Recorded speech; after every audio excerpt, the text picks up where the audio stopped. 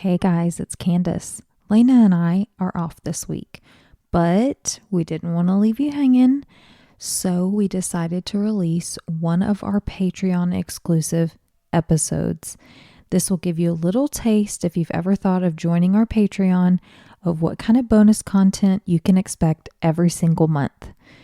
And if you're a patron already, thank you so much, and we love you.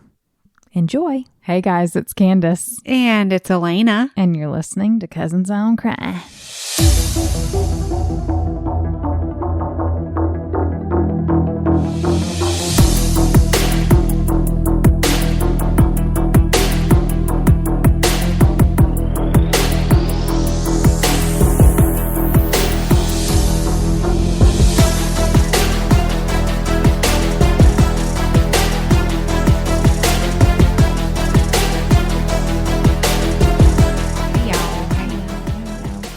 So today's case is a really sad one. Let's get into it. January 12th, 2018 was a Friday, and as evening approached, Jholie and her twin sister, Zhane, were chilling at their house in Mount Jholie Vernon. and Jholie. It's really cool because Jholie is Jholie. And her sister Zhane is Zhane. It's cool. Okay. Jholie Zhane. I heard the fancy way you said it, and I was like, Right. oh, okay. And so that You're makes like, sense. she's just doing that. No, that's their name. Okay. So they lived in Mount Vernon, Virginia.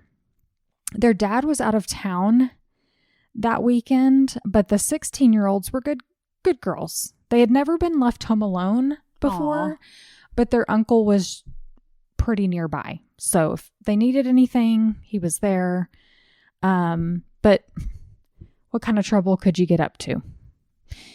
As they sat in their room after school chatting about what they were going to do for this long weekend, because Monday was MLK Day. Wonder if they had Tuesday off as well. Jholie was braiding Zhane's hair, but Jholie seemed to be someplace else. She just wasn't there. She wasn't present. Right. She wasn't present. She kept pausing to respond to incoming text messages. And Zhane glanced at her sister's phone when one of them went off and it said Geo. Like she's talking to this guy named Geo. Now, the only Geo she knew of was an acquaintance, like this neighborhood kid. And while he and Jholie were friendly, Zhane was curious as to why all of a sudden she's like in conversation with this guy. She's like, that's, and it wasn't just like conversation. It was like like heated. She was very attentive to this conversation and she was on her phone. So Zhane was going to ask her like, what's going on? But before she had a chance to, Jholie said, I got to go. I just need to go outside for a minute. And she headed out of the room. And Zhane's sitting there like thinking, okay, well, hurry up because my hair's half finished. And she hears the front door close. And she was like, okay. So she goes downstairs to see what, is someone here or are you just popping outside? But when she opened the door and looked, Jholie wasn't there. Oh. So she was like, okay, weird. Zhane and Jholie were inseparable, and they confided in each other about everything. So for Zhane to be in the dark about why Jholie left the house, Or why she's talking to this guy named Geo. right? She's like, I don't like this. This doesn't feel good because I don't know what's going on. Yeah. And about an hour later, Jolie's friend Leslie stopped by their house to pick her up. And Zhane answered the door and Leslie's like, where's your sister? And she's like, I don't know. Do you know where she is? And she's like, no, I don't know where she is.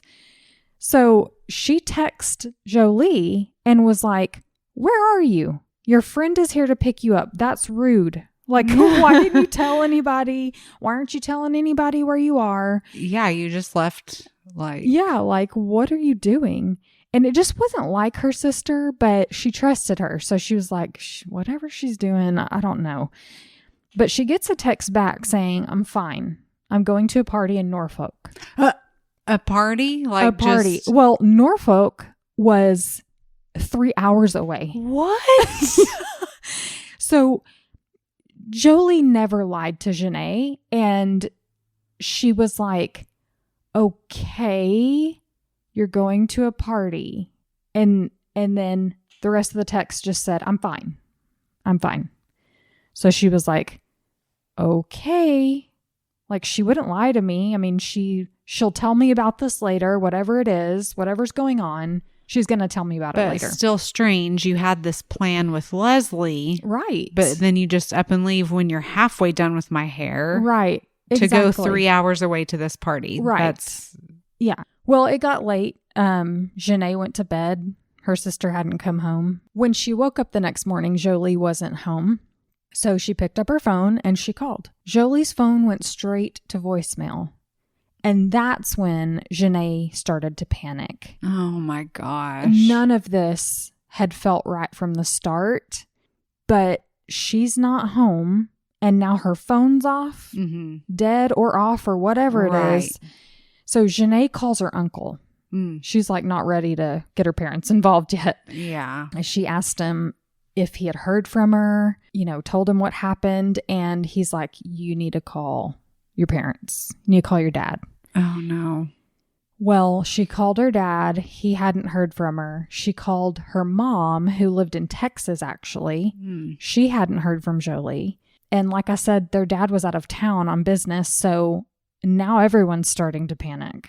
Oh, man. Fairfax County Detective Brian Byerson came to speak with the family. By now, the dad had returned and the mom had made her way up to Mount Vernon. He took Zhane's statement and seemed pretty unbothered by the whole thing. Oh, if you can imagine that. He said, well, you said it yourself. She walked out of the door on her own accord. Yeah. Maybe she ran away or she'll be back. And he's like, the best thing that you can do is go look for her. But where? Please tell me that. If my child's ever missing, I dare you. Just go look for her. Well, can you help me? I mean, duh. Yeah. Can you ping her phone for me, please? Lord Jesus. He said, Lena, Lena. Don't tell me. This I don't is want to know. not a lie. He goes, well, Monday's a holiday, so I'll check in with you after the holiday. And her parents were like, what? What kind of detective is She was like, wait a minute. What? Like, you're off on Monday? Like, no. What? No crimes are going to be happening on Monday? Yeah, they're going to have to wait. What? Be serious. Anyway. Wow. Yeah. So they felt like nobody cared. They felt like this is ridiculous and they needed to do something on their own. So the mom, she called the news station. Okay. And got She's this reporter getting right involved. to it. That's right. Thank you. So the reporter comes to their house and did a Facebook Live. Okay. And so got Jolie's name out there, got this hashtag out there, and love it. More awareness. But okay, so also look at her Facebook, see if there's this Geo guy on there. Right. So there wasn't anything that they could find. There was video footage from the Moussa's doorbell camera picking up Jholie walking out of the house. She had her phone pressed to her ear and she continued straight down to the street.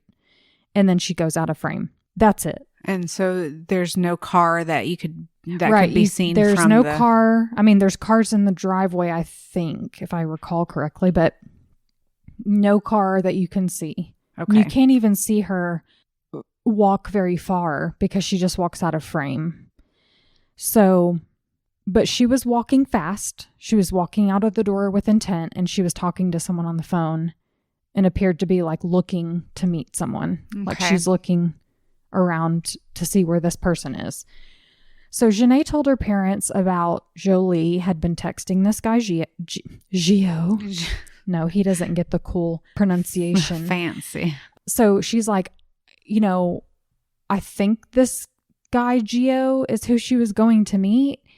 And her mom was like, I've never heard of this guy.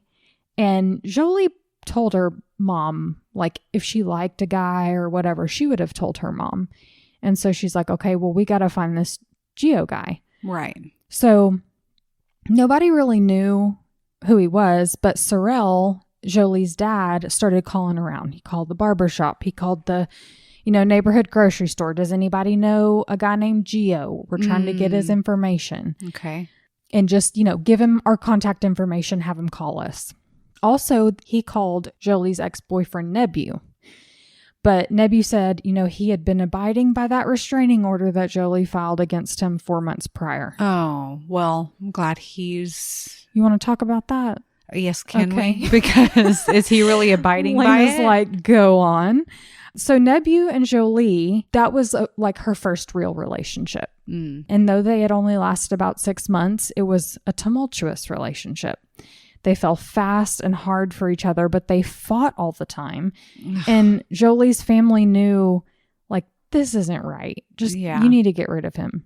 At 16 years old, a relationship shouldn't be that hard. I'm sitting here thinking, like, they're too young to be... What's the issue? Yeah, isn't it supposed to be like puppy love at that age? I mean, when I was 16, I was mad at my boyfriend because he cheated on me. Oh, but, I mean, I think I have a valid reason. But not the case with Nebu. He was just a jerk. So Jholie ended up breaking up with Nebu, but he couldn't let her go.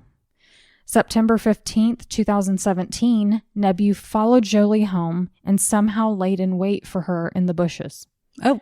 I don't know how he got ahead of her, but he was waiting for her. And as she passed by, he jumped out and was like, please talk to me. Please talk to me. Oh, goodness. And she was like, dude, get a clue, guy. Go away. And so she's walking, ignoring him. And he pushed her into some bushes. Oh, Yes, he pushed her. Well, she called the police. Okay. Good girl. And Nebu was arrested for assault. So Jolie's dad took her to the police station the following day to file a restraining order. Like, you need to nip this in the bud now. He needs to stay away from you. It needs to be in writing. And she did do that, but she did not want to press charges on him. So he was let go. Okay. So he was meant to stay away from Jholie. And that's exactly what he said he was doing. He hadn't seen her, talked to her in months since it all went down. To figure out who Jholie had been on the phone with the day she disappeared, her dad was like, hey, I'm going to get into our cell phone bill. Yeah. That's exactly what I'm thinking. Yeah. And all this kind of unfolded pretty quickly. She's on his phone plan. So he gets in the cell phone bill and calls that last number. Okay. And Sorrel was taken aback when a little boy answered the phone. Oh, excuse me? Yeah, he was like, and so after stumbling over some questions, right, exactly, for this 13-year-old boy, he learned that the boy didn't know Jholie. He didn't call her, and he said, but you know what? Some guy asked to borrow my phone while I was at the park the other day. Oh, Lord. Yeah. So he briefly described this tall, older guy, but it didn't get them really any closer to figuring out who this mystery guy was that she was on the phone with, this Gio person. By now, it had been days, and the only investigation that had been done was by the family. They heard back from this guy named Gio. He said, I heard that y'all were looking for me. And so he spoke with Jolie's mom. I mean, she grilled him for like 30 minutes. And he said, look, I don't know her really. I don't have her cell phone number. I've never called her. What? Yeah. And so she's like, well, I mean, and they believed him. Because was it the same Gio that... We don't know. Okay. It was just this guy named Gio, a neighborhood kid, and he called. Okay. He's like, y'all are looking for me? What's going on?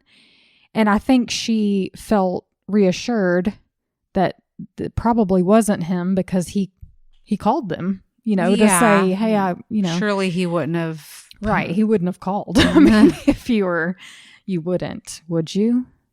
Would you? The FBI had joined the search for Jholie because of that text message saying she was going to Norfolk.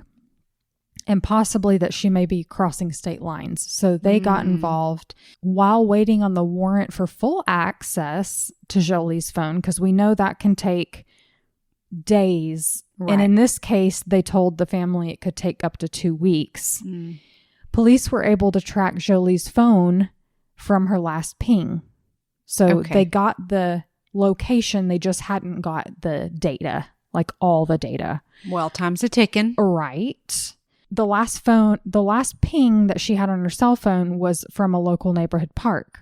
Well, they had already been there and they'd already looked there and nothing came up. No sign of her. They had done grid searches by this point. They had widened the scope across state lines. Still nothing. They didn't find her phone. They didn't find, there was no shoe, no jacket, nothing that would indicate she had been there or she was there. Her family was crumbling without her, especially her twin sister. Oh man, I could not. Jholie and Jholie Moussa were born March 21st, 2001. Babies. To their parents, Sorrel and Sarita. Do you love That's too cute. Every single person in that family? I'm just like, I love to say their names. It feels good coming off my tongue. But Zhane said in an interview with the program How I Caught My Killer that Jholie was only 2 minutes older than her, but that was enough for her to act like a big sister. She was bossing her around. That the sisters had such a deep love for each other, and they even had their own twin language growing up, according to their mom. Zhane said her and her sister have never been separated for more than 12 hours in their life. Whoa. So this was rocking her world. Ugh. Jholie loved singing and dancing, and because this is modern day, we're talking about, they were born in 2001. Right. They recorded a lot of videos for Snapchat and social media, and they were quite active on those platforms. She loved to write music, and she wrote stories. She was always coming up with new ideas for stories, and it just sounded like she had this really creative spirit. Her parents got divorced when her and her sister were still young, and when her mom remarried, she moved to Texas, but the girls stayed with their dad. And really, poor Sorrel blamed himself for this. Like, if they'd only lived with their mom, like Jholie would still be here. Like, if I hadn't left that weekend. Of course. I think and no one blamed him, of course. But, any parent always blames themselves for things that happen. He was thinking of every scenario that included her coming home. Like, if this, then this. Like, if this, she would be here. And the horrifying fact of the matter was that she would never be coming home again. Because on January 26th, Jholie's body was found in Woodlawn Park, the same park that had already been searched. What? More than once. What? Yeah. She was about 10 feet off of a concrete path. So close. Okay. To anyone who walked by. But no one saw her because she was covered in leaves.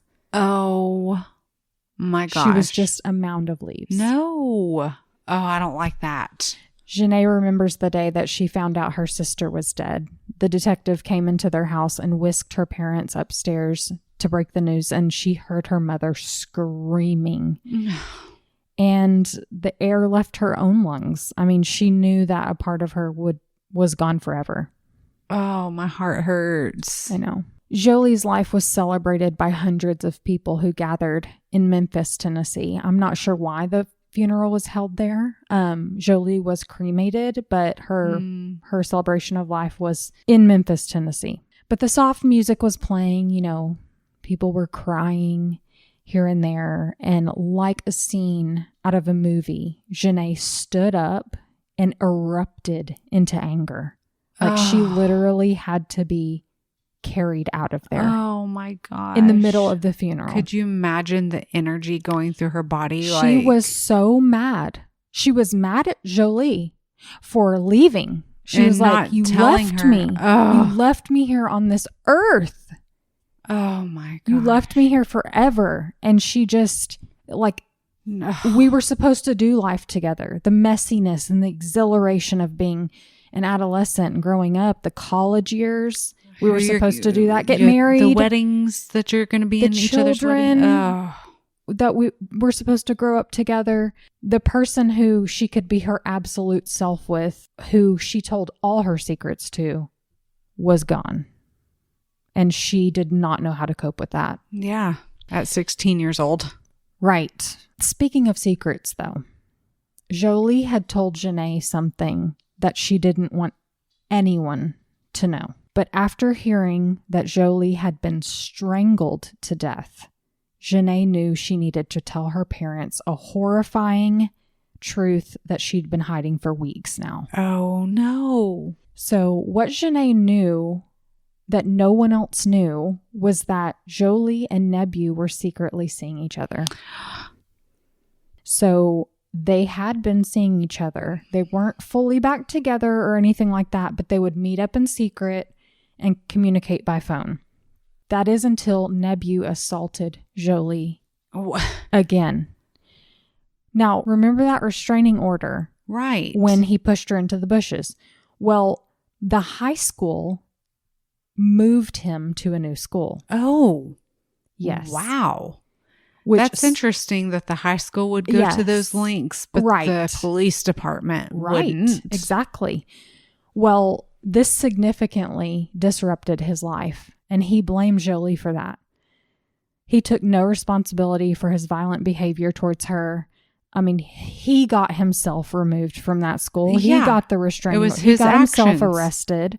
He got himself separated from his friends and having to start right in the middle of a school year and transition. Like, that was all on him. But the last time Jholie saw Nebu, he went off on her, blaming her for what had happened. She had ruined his life. He yelled in her face, and then he strangled her until she passed out. Oh? Yes. She actually passed out, and when she came to, she woke back up. Yeah. She heard him on the phone with someone saying, "Oh my God, I think I killed her." Oh my gosh. And Jholie like stands to her feet. She's like, "I got to get out of here." And he's like, "I'm so sorry. I'm so sorry." And she's like, "I gotta go. You psycho." And who was he talking to? I don't know who he was talking to, but this person that he was talking to, well, I'll share my thoughts on that later. Okay. But as far as Zhane knew, Jholie was done. That was it. She said, "I can never speak to him again. Like, I'm scared of him now. Like, it's not just pushing me in the bushes. Like, I literally passed out. Almost lost my life." Yeah, exactly. She's like, "I'm scared. Oh my I will gosh. never speak to him again." But now, knowing that Jolie's cause of death was manual strangulation, she needed to come out with this. Oh, geez. Because it's starting to feel like Nebu has murdered her. Yeah, that's what it sounds like. The more she thought about it, the way Jholie was getting agitated and engaging in that text conversation, the way she ran out the door abruptly, it was giving Nebu. You know what I mean? Like, yeah. He's the only person that had that kind of effect on her. And so it was all kind of falling into place for her. When this information made it to police, they gathered their handcuffs, their zip ties, or whatever they do these days, and they went to get themselves a Nebu. They arrested him for the unreported assault. So they were able to take him in off the streets because of that assault that Jholie told Zhane about. Okay. And he admitted to it.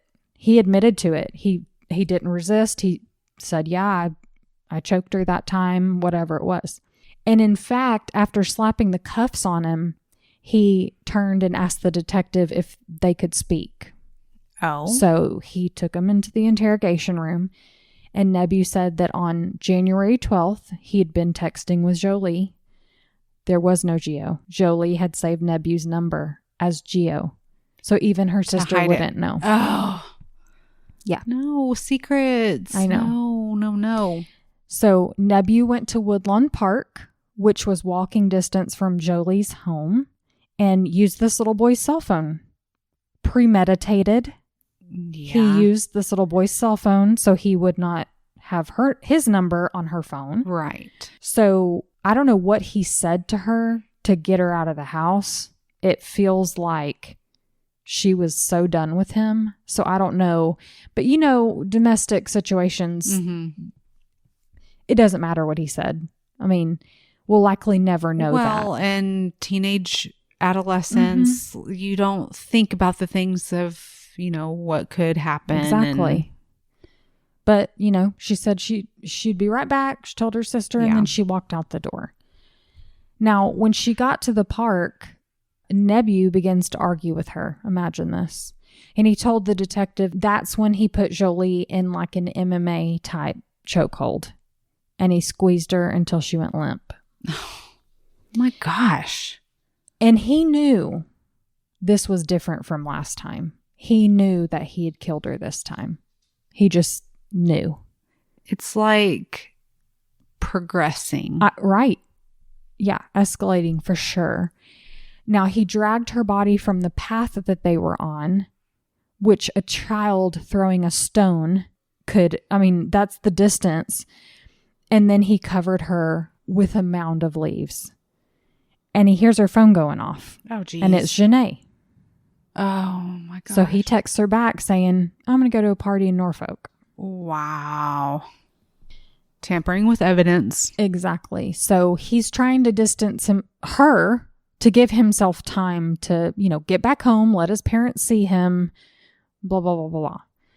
He told Detective Byerson that he took Jolie's phone and threw it in a nearby body of water. I can't believe, I know she was covered in leaves, but I still can't believe no one found her for 2 weeks. She was right there. He did not do a good job of concealing her, especially considering that they searched that park before. Right. On multiple occasions. Leave no leaf unturned. Right. Like a simple would have revealed, and that's how they found her, as they were moving leaves around. She was so close to home. Yeah. So many walked right past that pile of leaves where she was concealed. It breaks my heart that she was out there in the cold. Yeah. Alone. And her family was just steps away. Yeah. And they'd been there. Ugh. I know. DNA swabs from Jolie's neck came back matching Nebu Ibrahim. Now, they had him. Okay. They were getting out their bait stamps and they were ready to start stamping things for trial. But before trial could move forward, he decided to plead guilty. Oh. Wow. To the charge of first-degree murder. Yeah, first degree. Now, at his sentencing hearing, he stood up before the Fairfax County Court and Jolie's loved ones, addressing the Moussa family with an apology. Thank you. Thank you so much. He said he was sorry and he hoped they could forgive him someday. Nebu was sentenced to 99 years, but he'll be eligible for parole at some point. I saw one report that said 20 years he'll be eligible. One said 40 something years. Oh. So I'm not sure which one is true. And I'm sure if her family has anything to do with it, they'll be at all the parole hearings to That's stop right. that. They will. Nebu's defense attorney told the court that it was improper to sentence Nebu to life when he had only been 17 at the time he committed the murder. He said, quote, "Children are constitutionally different from adults. They have diminished culpability and greater prospect for reform." End quote. And yeah, that's a accurate statement, but Nebu was 17. 17. He wasn't 11. Right. He wasn't 13. Like, when you make an adult decision to kill someone. The other thing is, like, no one in his life, including his parents, were treating him like he was a child. He had a cell phone. He was out, at the park by himself. Like, nobody is treating him like a child. And he knew the basic fundamentals of right and wrong. Like, what? You play stupid games, you get stupid prizes. Thank you. In the words of recently engaged Taylor Swift. Jholie had such a bright future. She could have become a singer or a writer or both. Yeah.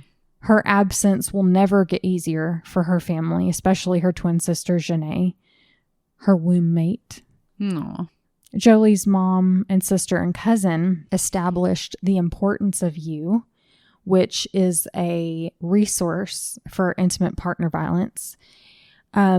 There are mental health resources on their website, and I'll link it in the show notes. And they tell Jolie's story, not just to keep her name alive, but to bring awareness to the dangers of keeping secrets. Yes. Like in these types of relationships. Oh, man. If only Jholie would have told Zhane who she was talking to, or that she was going to meet Nebu.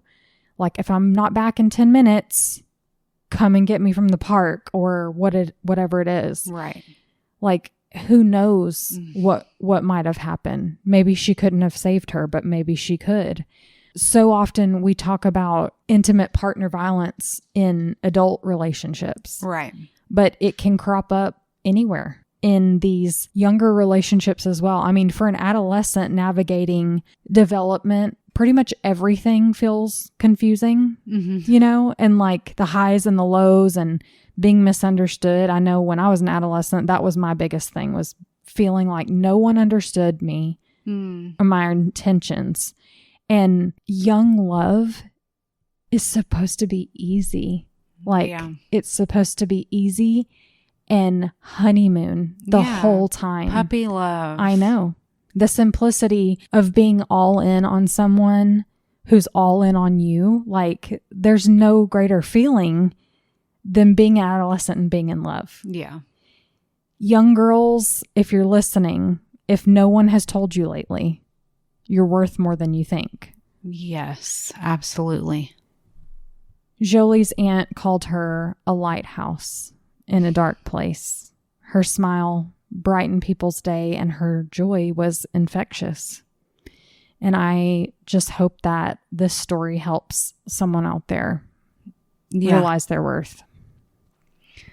That's just it. Like, that's why we tell these lives that have been taken from us, so that, I mean, we can shine light on things like this, where, I mean, just to be an example of how can we do it better. And so, yeah. Tell someone your secrets. It's uncomfortable. It's a safety thing. It's like, girl, what? Yeah. And I know that feeling though, because I was in a tumultuous relationship and I snuck around for a while, and I didn't want anyone to know that I was still seeing him, because I was embarrassed and because I couldn't help myself, really. And that's the thing, like the self-control of, okay, I'll just go talk to him, and right. I'll just see him this one last time. Yeah. Tell him, you know, it's over. Stop calling me. I had to literally move out of state to get out of my relationship. Physically take myself out of the Metroplex. But not everybody has that opportunity. And she was 16. Yeah. Where was she going to go? I know. I think it was really great that they were separated. Like, he was in another school. She had a really great opportunity. But if he's following her, she couldn't get away from him. In close proximity, like, it feels like he would have done this any time. Like, he would have eventually done this to her. And had he not been caught this time, he would have gone on to the next girl and done it to the next girl. So he had that dormant deviance. He had a violence about him. Yeah. Like we said, it escalated. So where was this going to go? And I know. It's so sad. So sad. Yeah. My heart hurts for this family, for her twin sister. I mean, I have a twin brother, so I understand the connection, but your twin sister, like, I know, sleeping in the same bed, sharing secrets, your whispering, girls, your girl time, and it's such a big loss for her. I know. It's like losing a part of yourself. absolutely. Like I feel her pain, and I just hope that, so Jholie and Zhane on their 16th birthday, they got matching tattoos. Oh, like it was an infinity symbol that had their names in it. Cute. First of all, my thought was like, 16? Like your parents let you get a tattoo? Right. But at the same time, it's like, thank God they let them do that, because now she has that forever. Yeah. And she's probably I'm sure she's added to, done something else in memorial of her sister. But just to know that we had that matching tattoo and like that was special, that's ours. Nobody can take that from us. Yeah, that's so sweet. Yeah. Oh. And I said that Jholie was cremated. Her mom takes her with her everywhere she goes. Like anytime she spends the night away from the house or whatever, she'll take her, because she said, I'm never leaving her again. Like ever. My heart. I know. So it's this family. It's a beautiful family. Mm-hmm. They are so cohesive, and thank God they have each other, because it's such a loss. Well, I'm glad you told her story. Oh, fly high, beautiful girl. I know. Rest in peace, Jholie. No. Well, that was great. Let's do it again sometime. Let's do it. Okay. See you next time, Bye, guys. Bye. Thank you for listening to Cousins on Crime. Get connected with us by becoming a free member on our Patreon. Or for just $5 a month, you'll have access to bonus episodes, discussion groups, and much more. If you can't afford $5 a month, we get it. Inflation, am I right? Please consider leaving us a positive review and rating wherever you listen. And don't forget merch. Support our podcast and show the love by sporting t-shirts with our latest designs, or grab an evidence bag to keep the chain of custody for all your valuables. Don't forget to follow our show on your favorite streaming app so you never miss an episode, and get photos and updates on our Instagram at Cousins on Crime Podcast or our Cousins on Crime Facebook page. Have a case suggestion? Email us at cousinsoncrime@gmail.com.